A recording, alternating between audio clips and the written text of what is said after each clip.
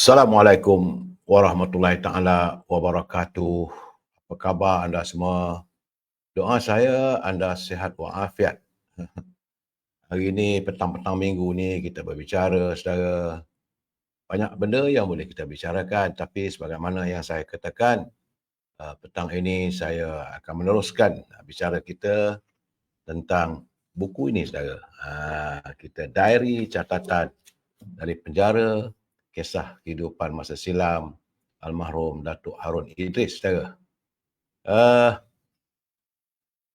Tengok kawan-kawan kita siapa yang masuk ni. Nak tengok. Apa khabar Cik Mat Mohaini? Moga sihat dari Taiping Perak ya Cik Mat. Begitu juga Raja Kamal Raja Bazian. Apa khabarku? Moga sihat di Sungai Petani. Begitu juga Saudara Abdul Rahman bin Abdullah dari Johor Bahru. Saudara Azali Kasim, selamat petang. Teman-teman yang lain yang kalau hadir, nyatakan juga kawasan anda. Kawasan rumah saya saat ini, saudara, Puan Sabri Muhammad, ya. Saudara Ramzul, kawasan rumah saya ni mendung dan hujan sedikit-sedikit. Ciu, Puan Rohani Abdullah, apa khabar? Moga anda sihat semua. Saya ingin mengambil kesempatan, ni petang-petang begini, jam 12 tengah malam nanti kita akan beralih pada tahun baru. Jadi selamat tinggal tahun 2023, saudara. Berapa jam saja lagi, saudara? Sekarang pukul 5, tinggal lagi 7 jam lagi, kita akan meninggalkan tahun 2023. Saya, seindah apapun hari kemarin, ia tidak akan kembali lagi. Itu memang satu benda yang pasti, saudara. Dan seindah apapun hari ini, saudara, ia pasti tidak akan berulang lagi. Dan ia akan berlalu pergi dan tidak akan berulang. Begitu juga seindah mana pun hari esok, ia masih belum tiba, saudara Raja Kamal Raja Baizan. Mendung kawasan rumah. Dan ingatlah saudara, satu hari nanti kita akan dijemput pergi. Itu yang pasti saudara. Kita meninggalkan tahun 2023, kita menyambut kelahiran 2024. Kerana daripada Anas bin Abdul Malik, dia berkata bagaimana dia mendengar baginda Nabi Muhammad SAW bersabda, barang siapa yang menyukai diluaskan rezekinya dan dipanjangkan usianya, maka sambunglah silaturahim. Jadi itu tujuan saya saban petang, kecuali hari Jumaat, saya membuat siaran, saya menyantuni para sahabat. Puan Selamah Yusof, Kampung Gentam di Kuala Pilah, panas. Sini semuanya hujan, saudara. Macam mana puan di Kampung Gentam di Kuala Pilah, panas pula. Puan Selamah, Ida, Waalaikumsalam, Rocky. Dan kita haruslah memelihara ikatan silaturahim, dan itu merupakan antara sebabnya Allah sentiasa memberikan kita rezeki yang luas dan usia yang panjang pada saya. Saudara Alex Muhammad, Saudara Ramzul, saya ada dekat Stadium Batu Kawan, ada pesta. Alhamdulillah. Panas tak hujan, saudara sana. Dan saudara peliharalah hubungan dan kasih sayang sama Muslim, terutamanya saudara dengan kaum kerabat kita. Dan seorang yang bersikap rahmah dan kasih kepada orang lain, maka Allah pasti berlaku rahmah kepadanya. Ya, ini sekadar pendoman petang-petang begini, petang-petang minggu saudara. Hari Minggu, dan besok satu bulan mungkin ada yang bekerja, mungkin ada yang masih bercuti. Cuma saya nak beri penjelasan sedikit pada saudara bahawa Qatar ini kabarnya dijeli saudara, sebanyak 20 kes jangkitan COVID dikesan membabitkan mangsa banjir yang ditempatkan di pusat pemindahan sementara di Kelantan dan Terengganu. Saudara, ini daripada 22 Disember lalu hinggalah semalam. Demikian menurut kenyataan Menteri Kesihatan, saudara.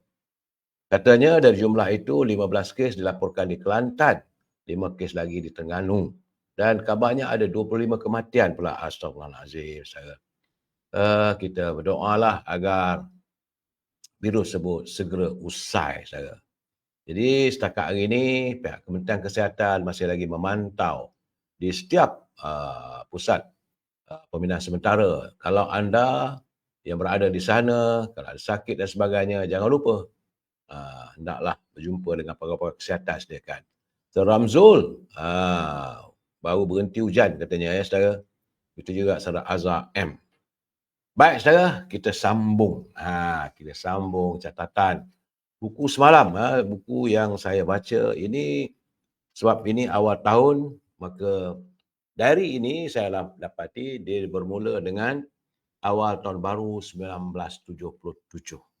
Saudara nak dapatkan buku ini boleh hubungi Al-Azhar ataupun Siti Farahah yang saya sebutkan saudara. Puan Halimah Ismail, selamat petang. Itu juga Saudara Rahman Rahman, Hajah Comel-Comel, Zul TikTok. Dan saya baca, ini saya baca saya kerana begitu menarik catatannya. 1 Januari hari Sabtu 1977. Tahun baru hadir dalam kesuraman, katanya. Jadi kerana selewat tidur, kami bangun ketika hari sudah berembang. Berkemas pulang ke Kuala Lumpur di Singapura, saudara. Almarhum Datuk Arun pada 1977 menyambut tahun barunya di Singapura. Dan dia dijangka waktu itulah akan menaiki kereta pulang bersama anaknya Zizi dan saudara Kadir pembantunya. Kereta kami katanya ditahan oleh pihak polis. Rupanya kereta tersebut saudara patah dia punya nombor plate. Sebab itu ditahan oleh pihak polis dan pihak polis minta supaya memperbetulkan. Itu pada tanggal 1 Januari, Datuk Harun kembali daripada Singapura ke rumahnya di Kuala Lumpur pada tahun 1977, saudara. 2 Januari, tiba-tiba katanya, ini catatan dari saudara, pembantu rumah dia berhenti pula. Dan keadaan begini, Sheila, dia panggil apa, panggilan manja pada isterinya adalah Sheila. Dia kata, Sheila berang sepanjang hari. Dan dia cuba menenangkan keadaannya. Tapi biasalah, saudara, wanita, isteri, bila tak ada orang pembantu rumah, beletir lah katanya. Dan Aminuddin Wahid, iaitu Tan Sri Aminuddin Wahid, rupanya dari Universiti Teknologi Kebangsaan, datang bertandang ke rumahnya. Ya, almarhum Datuk Arun saban hari menerima kehadiran tetamu, kerana waktu itu pembicaraan sedang berjalan. Saudaranya, jadi katanya dia berbual hampir 3 jam menyentuh soal politik, ekonomi dan pendidikan. Jadi kata Aminuddin Wahid, Dr. Mahathir tidak bersedia menyokongnya dan memperlihatkan simpati saja, kerana dia kata dia takut Hussein On marah pada dia. Kerana waktu itu Perdana Menteri adalah Tun Hussein On, saudara. Aminuddin Wahid tidak yakin pada kemampuan Musa sebagai pemimpin pelapis, kerana waktu itu ada juga ura-ura Tun Musa Hitam akan menjadi timbalan Perdana Menteri dan sebagainya, dan disebut sebagai pemimpin pelapis. Tapi ramalan Tan Sri Aminuddin Wahid, dia kata dia tak yakin Tan Sri Musa Hitam itu boleh menjadi pemimpin pelapis. Pada tanggal 3 Januari, Senin, saudara, musim persekolahan bermula. Ini catatan, saya baca catatan ni, saya bukannya saya sebut apapun, mengikut apa yang saya baca. Musim persekolahan bermula, Fifi sudah semakin dewasa dalam pakaian baharu sekolahnya. Dia kini berada di tingkatan 1. Almarhum Datuk Arun mempunyai 2 orang anak angkat perempuan. Anaknya 3 orang, iaitu Datuk Mazlan Harun, Datuk Ramlan dan Datuk Azman. Saudara. Bagaimanapun katanya, saya bernasib baik kerana Dolah mendapatkan seorang pemandu.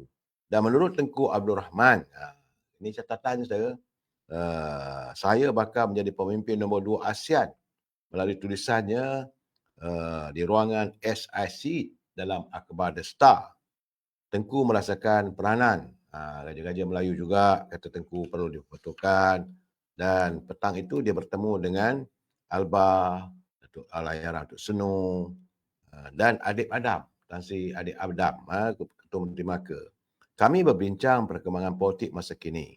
Dan waktu itu, rupanya saudara, pada 3 Januari, Yang Mulia Tengku Razili Hamzah melantik Pak Yin sebagai sisa politiknya, kerana waktu itu Tengku Razali menjadi Menteri Keuangan pada tahun 1977 pada 3 Januari, saudara. Dan katanya Abbas memberitahu Hussein On bersetuju berjumpa saya sekembalinya dari lawatan ke Asia Barat. Dan menurut Albah, Husin percaya tiada kes yang boleh membabitkan kesalahan saya. Itu catatan dia. Tun Sin On dia yakin, katanya waktu itu. Pada tanggal 4 Januari, ya saudara, macam mana saya katakan, almarhum Datuk Harun, dia orang yang cukup disiplin. Dia akan mencatatkan diarinya setiap hari. Tapi pendek-pendeklah saudara, hari demi hari. Pada 4 Januari, itu hari Selasa, dia sementara menghadiri perbicaraan sebagainya. Pagi dia kata saya bermain golf bersama Tun Mustafa.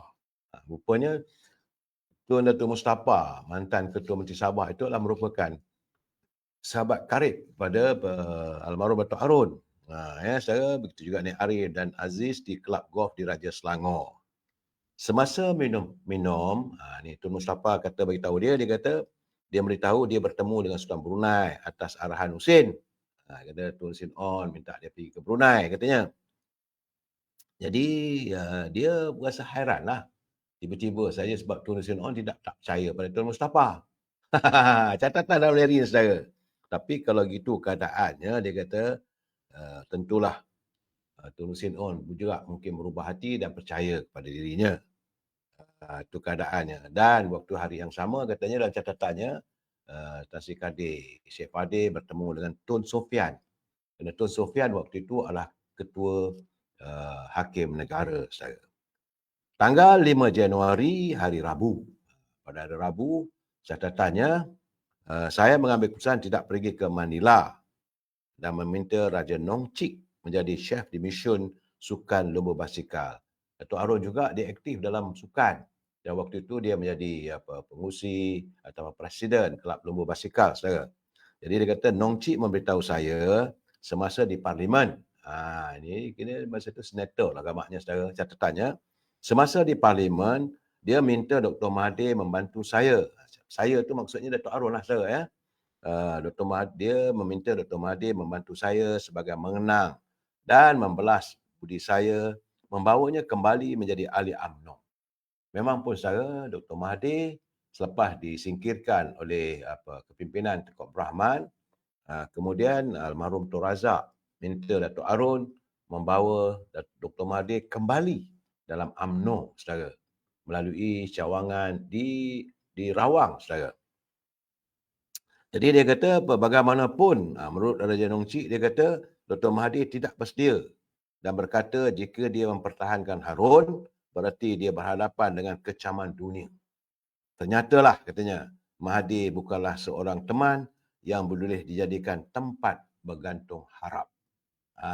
Itu Datuk Harun punya catatan. Dia kata Dr. Mahathir ini bukanlah seorang teman boleh dijadikan tempat untuk bergantung harap, katanya. Semasa bermesyuarat UMNO di Banting, dia kata saya bertemu dengan Ashraf Ghani, Tan Sri Ashraf Ghani yang turut bersimpati terhadap saya. Dalam esak tangisnya, ini Tan Sri Ashraf Ghani menyerahkan sekeping cek bernilai RM1,000 untuk membantu kos guaman saya. Saya Datuk Harun bila sepanjang pembicaraannya, dia terkekial mencari wang untuk membiayai kos guaman. Lawyernya Archilaya, saudara. Kemudian Samad. Samad ini adalah pembantu khas dia memberitahu semasa Khalid Akasah berkemas mengosongkan biliknya setelah berhenti menjadi Susah Agung UMNO, dia berkata, percayalah, tak lama lagi dia kata bangunan ini akan parah. Itu waktu itu kerana pembalahan dalam UMNO sudah pun tercetus, saudara.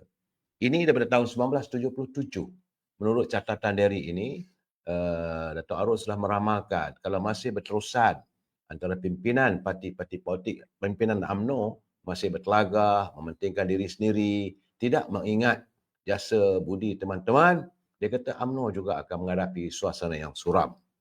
Ya, sewaktu bermain golf dengan Tun Mustafa, dia kata dia tersempak dengan Ghazali Syafiee. Ghazali Syafiee waktu itulah Menteri Dalam Negeri. Ya. Duta Libya datang meninjau rumah saya di nombor 10 Taman Duta. Saya bersedia menjualnya dengan harga RM1.5 juta beserta seluruh kelengkapan yang ada semuanya. Ini semua terpaksa saya lakukan, katanya, kerana untuk membiayai kos guaman. Dia secara terpaksalah orang kata bergolok bergadai. Sebab Datuk Harun dia tidak ada lagi, tidak ada wang dalam bank dan sebagainya, sebagaimana orang tuduh dia rasuah dan sebagainya. Tidak. Jadi rumah yang dia ada tu dia nak jual lah dengan harga 1.5 juta kepada duta Libya. Ha, jadi katanya mudah-mudahanlah, nampaknya boleh diharapkan. Kemudian dia pada 7 Januari saudara, pada hari Jumaat, sewaktu bermain golf dengan Tun Mustafa dan Snow. Jadi teman rapatnya saudara, Tun Mustafa mengundang saya untuk makan tengah hari bersama K. Johari, Syed Nahar, Kingas ataupun Ghazi Syafi'i dan beberapa orang pemimpin lain termasuk Haji Syami di rumah saya. Di rumahnya, saya dan Dolah menolak jemputan itu kerana tidak mahu mengecilkan hati Mahathir andai dia tahu saya ada bersama di majlis tersebut. Artinya Dr. Mahathir pun tak baik rupanya dalam catatan ini saya dengan ini Tun Mustafa. S. Dada Rajah, teman lama katanya menceritakan dia bermimpi bertandang ke rumah saya. Masa itu terdapat 2 orang polis meletakkan 2 kotak merah di pintu pagar. Semasa mau masuk ke rumah, seorang lelaki berpakaian serba putih memberitahunya saya sedang makan bersama sahabat baik yang akan membunuh saya. Itu ramalan lah saudara. Jadi ini dicatatkan oleh almarhum Datuk Harun Idris dalam diarinya. Saya harus jujur untuk membaca setiap catatannya supaya kita dapat mendengar. Alba memberitahu Ghazi Syafi'i sedang menghadapi tekanan untuk membebaskan Dollah Majid dan Samad Ismail. Dollah Majid, Samad Ismail itu merupakan sahabat mereka dan dia menghadapi tuduhan sebagai anggota subversif katanya. Pada 8 Januari, menurut HMS Hussein, Dollah Majid akan dibebaskan dalam waktu terdekat. Hussein Akil meletakkan jawatan di Ibu Pejabat UMNO dan tidak bersetuju atas pelantikan Adib Adam sebagai Ketua Menteri Melaka. Ternyata Adib juga bukan seorang pemimpin popular di Melaka. Pergerakan pemuda UMNO menghadapi krisis. Azhar alias Dollah Ismail, Kadir Sefadeh, Mazlan anaknya dan Fahmi tidak bersetuju dengan hala cara Haji Syuami. Jadi selepas Alba meninggal, waktu itu Haji Syuami memimpin pergerakan pemuda UMNO sebelum diambil alih oleh Datuk Seri Anwar Ibrahim, saudara. Pada 9 Januari hari Ahad, dia main golf bersama pegawai daerah Kuala Langat. Datuk Harun ni dia baik dengan semua orang, saudara. Dan itu dari bermain golf bersama pegawai daerah Kuala Langat, Wan Hilal dan pegawai daerah Hulu Langat yang baru sebelum melawat kerja penambahbaikan Pantai Morib. Saya merasmikan Persatuan Pemuda India daerah Morib dan Banting. Presiden Kebangsaan Persatuan tersebut, K. B.T. Linggam turut hadir. Pulang membawa beberapa butir buah durian dan kelapa muda untuk Hani, untuk isteri pada Allahyarham Saudara Dollah. Dia baik saudara Datuk Harun ni. Semalam saya diingatkan agar semua yang terlibat dalam 513 tragedi 13 Mei mandi tolak bala katanya. Jadi buat masa ini saya sedang menghadamkan buku berjudul The Protocol. Kalau saudara ada waktu, carilah buku The Protocol. Tulisan seorang penulis Zionis yang menyebut abad 20 merupakan masa bagi Yahudi memulakan pelbagai konspirasi sebagai usaha untuk menguasai dunia. Jadi saudara, itulah catatannya sehinggalah pada 9 Januari. Ya saudara, dan saya akan teruskan pembacaan catatan Datuk Harun ini saudara untuk besok. Satu demi satu kita dengar dalam catatan itu bagaimana dia seorang yang begitu tidak meletakkan kepentingan diri, tidak ada kekayaan yang dikaut sepanjang beliau menjadi Yang Amat Berhormat Datuk Menteri Besar Selangor. Bila nak berbicara terpaksalah cari jalan sehingga rumahnya mau dijual saudara di Taman Duta. Tak ada orang bantu. Dia kata Syah Ghani pun bagi wang RM1,000 derma sebagai tanda simpati. Banyak pemimpin UMNO khususnya di Selangor mereka tahu Datuk Harun tidak bersalah. Tapi kerana waktu itu krisis politik yang berlaku. Sebab itu Datuk Harun meramalkan seandainya UMNO berterusan dengan perbalahan sesama pemimpin. Ya, saya Ramzul khabar Puan Syarifah Hafifah dari Pasir Gudang katanya hujan lebat sekarang. Rashida Ahmad dari kota Singapura. Saya mahu membaca catatan ini untuk generasi baru. Bahawa mereka kenal, mereka tahu tentang pemimpin kita masa silam. Saya ajar comel-comel, pendekar terbang. Dan saya merasakan Dapur Ibu, Waalaikumsalam dan selamat petang. Saya merasakan bahawa perlu kita tahu. Dan yang tidak berbohong adalah diary Datuk Arun yang dicantikkannya sepanjang dia menghadapi perbicaraan dan akhirnya dia dijatuhkan hukuman. Dan itu belum lagi bab tu, sabarlah satu. Apa yang saya bacakan pada 1977 dia masih lagi bebas, tapi sedang menghadapi dengan debaran menanti apakah yang akan diputuskan oleh mahkamah. Sebab itu dia boleh pergi ke Singapura, masih lagi perbicaraan berjalan. Ya, saudara. Jadi kita akan baca lagi besok, saudara, tentang catatan diary Datuk Arun. Saudara, baik. Itu kes Datuk Arun. Besok kita baca lagi, saudara. Hari ini, saudara, saya melihat bagaimana satu keadaan manusia sekarang ini saya nampak hilang pertimbangan, saudara. Di Shah Alam, saudara, seramai 12 individu telah pun dirakamkan keterangan. Inilah susulan kes melibatkan seorang gadis remaja perempuan yang cedera parah selepas disimbah asid ketika pulang kerja dari Danai Alam. Itu pada 8 November lalu, saudara. Menurut Ketua Polis Daerah Shah Alam, Assistant Commissioner Muhammad Iqbal Ibrahim, siasatan masih dijalankan mengenal pasti motif kejadian. Siasatan lanjut sedang dijalankan dan mengesan individu terlibat. Setakat ini, polis telah pun merakamkan keterangan melibatkan 12 individu bagi membantu siasatan berkaitan kes terbabit.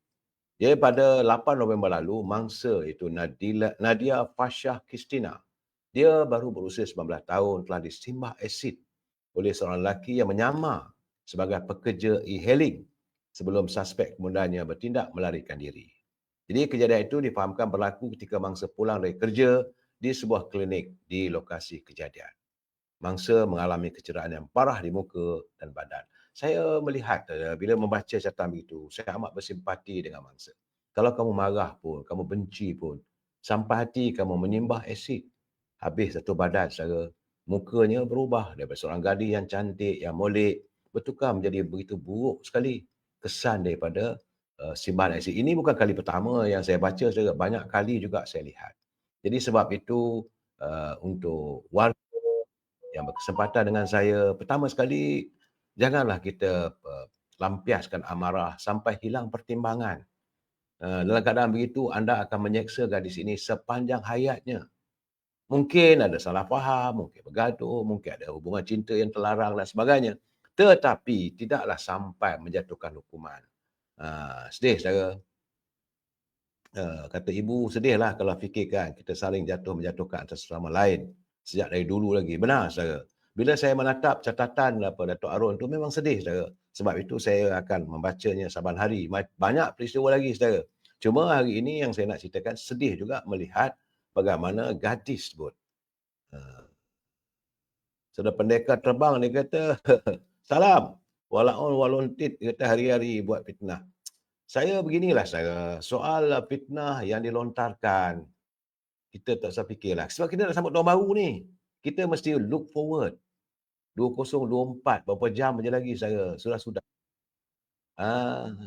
Jadi bagi saya, carilah titik pertemuan. Malam ni saya mengundang ahli Dewan Undangan Negeri daripada Perak. Juga yang tidak terkecuali dengan tuduhan fitnah macam-macam. Sebab dia mewakili parti DAP sebagai wakil rakyat.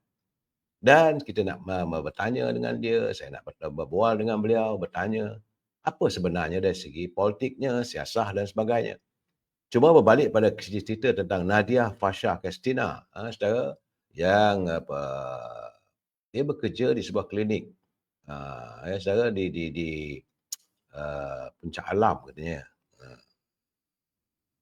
Saya sedih, saudara, sebab habis mukanya, badannya, kakinya semua cedera. Kenapa begitu sekali kita sama manusia menjatuhkan hukuman? Dan dengan apabila disimbah dengan asid itu, gelaplah masa depan Nadia Fashah. Kecederaan parah di muka dan badan, sehingga terpaksa menjalani 8 kali pembedahan akibat kejadian tersebut. Saya dapat membayangkan bagaimana wajahnya nanti kalaupun sembuh saudara. Kenapa manusia begitu zalim sama insan?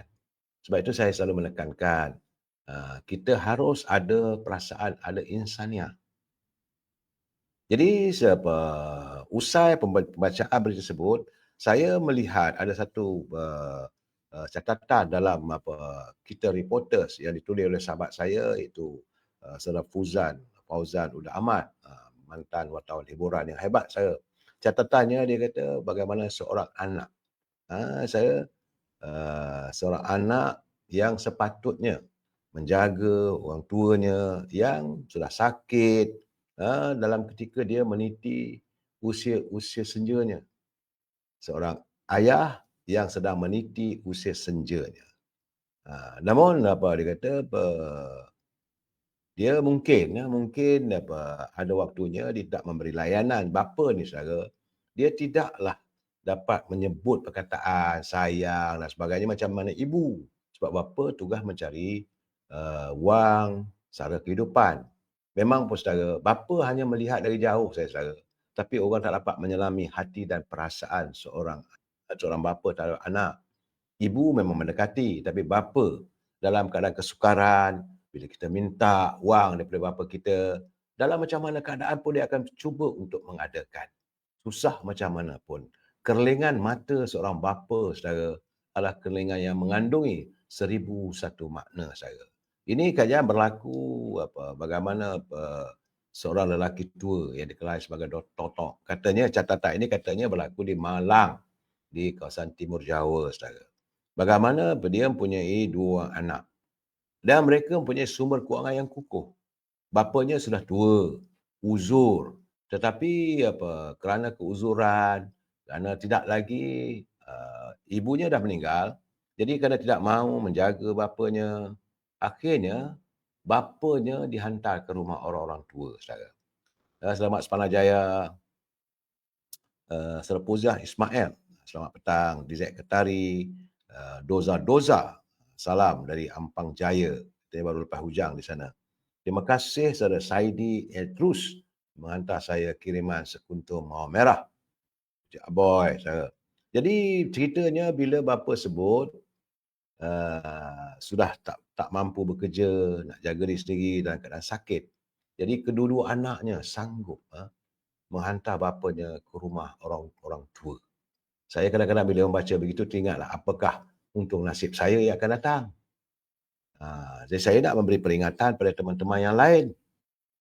Jadi kita kena nampak gayanya, kena buat persiapan diri jugalah. Mungkin waktu hari tua nanti anak-anak tak suka pada kita. Mungkin kita sakit, menyusahkan mereka. Tapi kejadian ini dua orang anaknya menghantar bapanya ke rumah orang tua. Dan dia berpesan pula kepada penjaga orang tua rumah tersebut. Dia kata, saya hantar bapa saya ni, saya bayar dia punya kos. Bayar permulaan saja, lepas tu tak bayar dah. Saudara. Dan tak perlulah hubungi saya kalau sampai waktunya dia meninggal dunia. Saya kata, apa punya anak ni? Jadi seolah-olah kamu menghantar bapa kamu tu ke rumah orang-orang tua tu seperti kamu menghantar ke tanah perkuburan. Boleh pesan pula pada pemilik yang ataupun penjaga rumah orang tua tersebut, tak perlulah hubungi saya kalau bapa saya mati. Artinya tanam sajalah. Saya rasa ini anak yang tidak mengenang budi. Anak yang tidak pernah mengenal kasih sayang dari seorang bapa. Dan ini peringatan kepada teman-teman, semailah kasih sayang kita kepada kedua orang tua kita. Bapa banyak jasanya, saudara. Saya semalam saya berbual dengan anak-anak saya kena tengoklah kedutan di tangan. Satu ketika dulu, saudara, saya bila arwah ibu saya masih hidup, saudara, saya selalu bila saya salam dengan dia, saya salam dengan ibu saya akan pegang tangan dia dan waktu itu saya melihat tulang belulang di tangan, di belakang tangan, saudara, dan saya nampak kulitnya kendur, urat. Waktu itu, saudara, saya menitiskan air mata. Kenapa, saudara? Kerana saya memikirkan inilah tangan yang bekerja keras, mencari nafkah untuk penghidupan. Tangan itulah yang digunakan untuk menuri getah waktu-waktu subuh. Tangan itu jugalah yang digunakan untuk menganyam raga semayan Sebab dulu arwah ibu saya dia memang tak, orang kata tak berhenti. Dia berusaha buat kuih, jual ke kedai. Lepas tu ada waktu terluang saja menganyam. Menganyaman dulu raga dibuat daripada bertam untuk semayan pokok-pokok. Satu biji raga tu harganya 3 sen, saudara. Jadi bila saya bersalam dengan ibu saya tengok jari jemarinya, saya tengok tangannya, kulitnya kendur begitu. Saya menangis, saudara. Jadi anak-anak tanya saya, "Kenapa papa menangis?" Saya kata, "Inilah tangan yang menyajikan nasi, menyajikan makanan ke mulut dan membesarkan papa.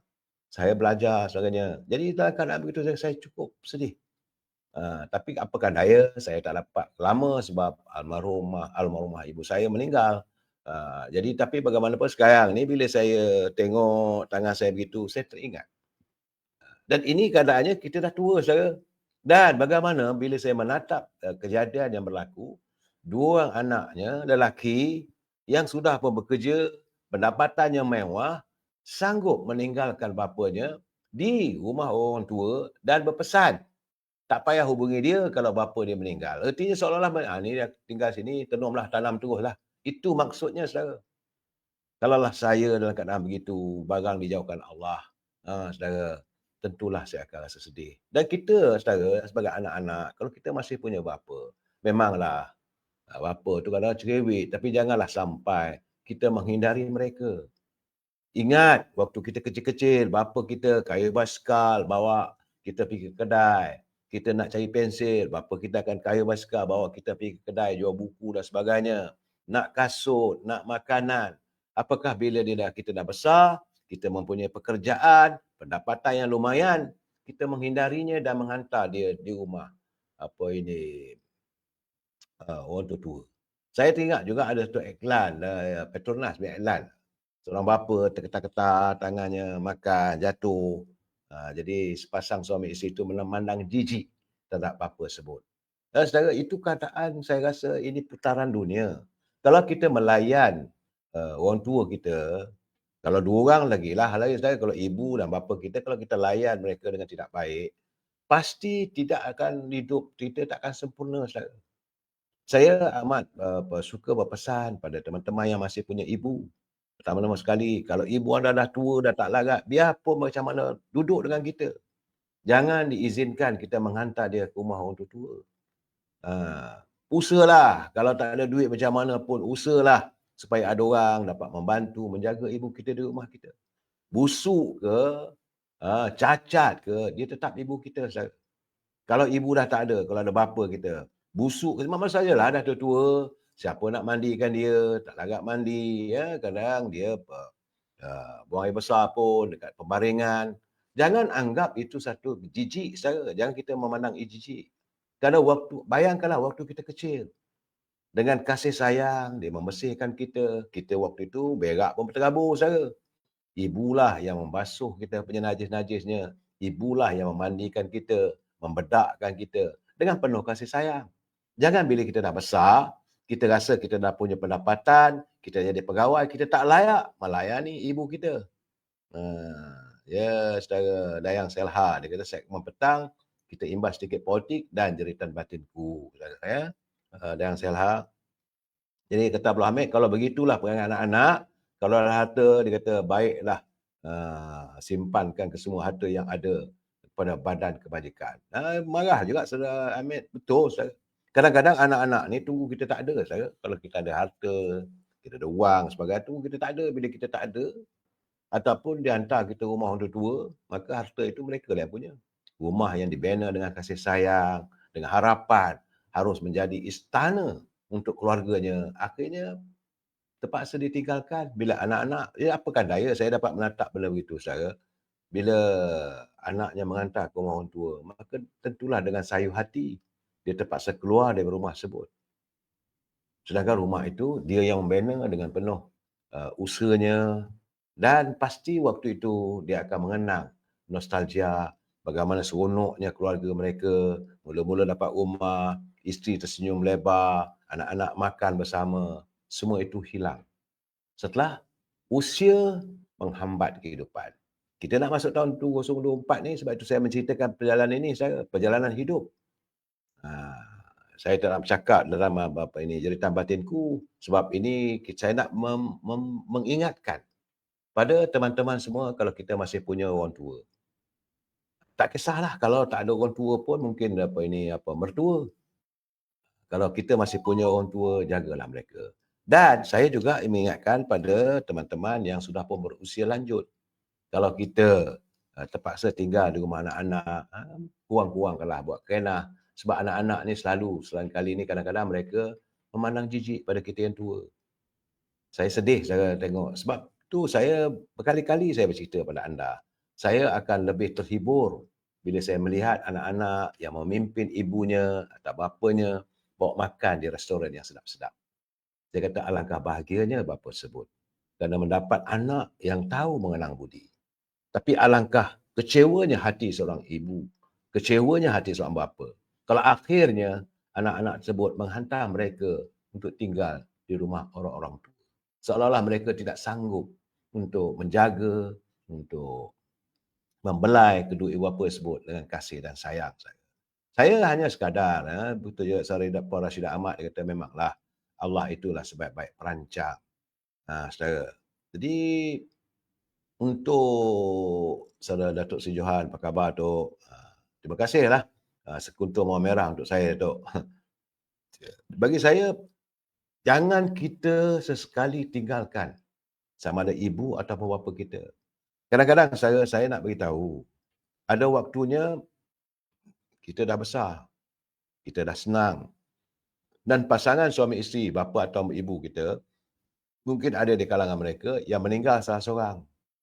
Tentulah sedih, pilu, terpaksa berpisah oleh takdir. Ibu mungkin dah meninggal, tinggal bapa. Kerinduan dia pada ibu kita tak tahu. Kita tak menyelami hati dan perasaannya. Begitu juga mungkin bapanya meninggal dulu. Ibu masih hidup lagi tapi dah tua. Kerinduan dia pada suaminya tentu ada. Dan dia pasti akan mengimbau zaman-zaman nostalgia, waktu silam. Seronoknya hidup berkeluarga, suami pulang dari kerja, bawa makanan, kita makan satu keluarga. Tapi tiba masanya bila anak-anak sudah bekerja, mereka sanggup di saat ibu ataupun bapa kerinduan pada suami atau isteri yang telah meninggal, sanggup pula kita memisahkan mereka daripada tempat rumah yang dibina dengan penuh pengharapan.